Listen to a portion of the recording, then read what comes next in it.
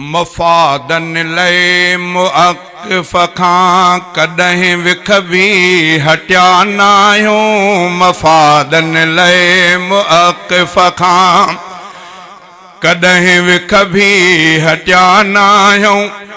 जियालाहूं जमीयत जा मरण ताईं मटिया नाहियूं।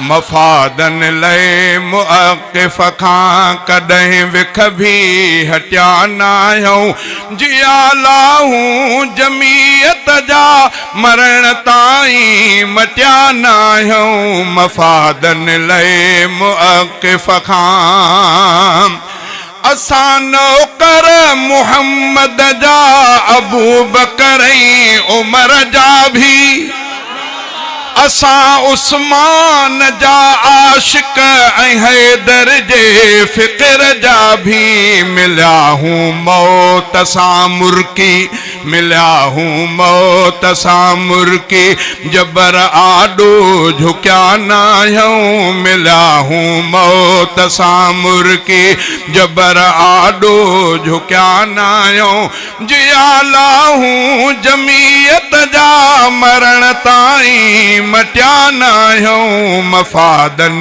लए मुअक्क़िफ़ खां सॼी तारीख़ इस्लामी असांजी रत सां रंगियल आ।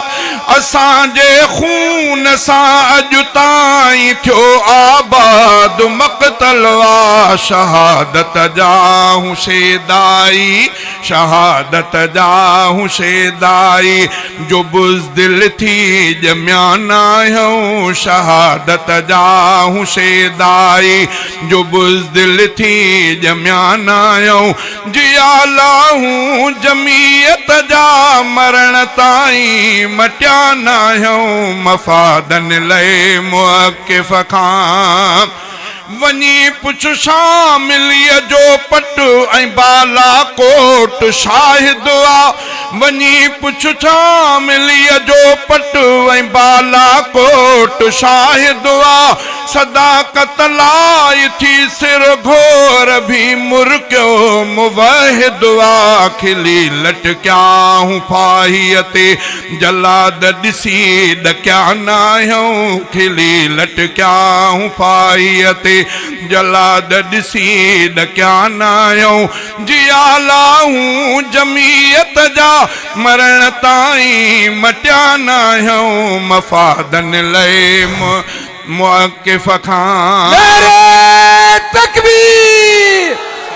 जमीयत उलमा इस्लाम इस्लामी सन्नी साउंड बनवादिल अब्दुल हादी एंड रियाज अहमद 0300 मुख्तार जा अॼु भी अज़ाइम इब्न कासिम जा।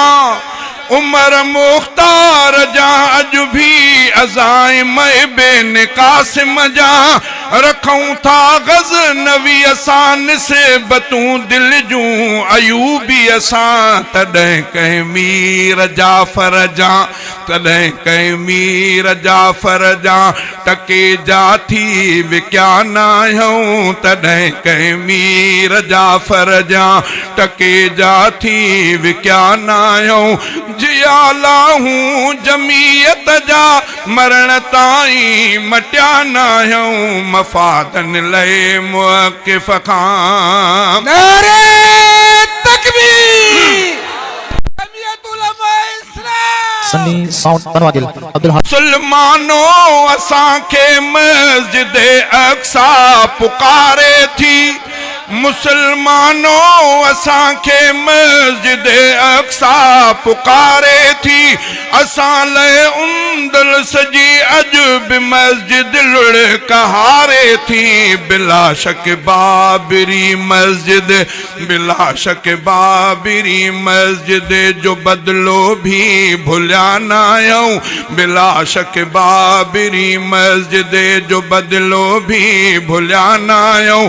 जियालाहूं जमीयत जा मरण ताईं मटिया नाहियूं। मफ़ादन लए मुअक्क़िफ़ खां सवा धोखे जे दुनिया जी भला कहिड़ी हक़ीक़त आ। सवा धोके जे दुनिया जी भला कहिड़ी हकीकत आ ऐं रब वटि मोमिनन जे साह जी क़ीमत बि जन्नत आ त पोइ फारूक दुनिया सां रखूं चाहत चरिया न आहियूं त पोइ फारूक दुनिया सां रखूं चाहत चरिया न आहियूं जिया लाहूं जमीयत जा मरण ताईं मटिया न आहियूं मफ़ादन लए मुअक्किफ़ खां नारे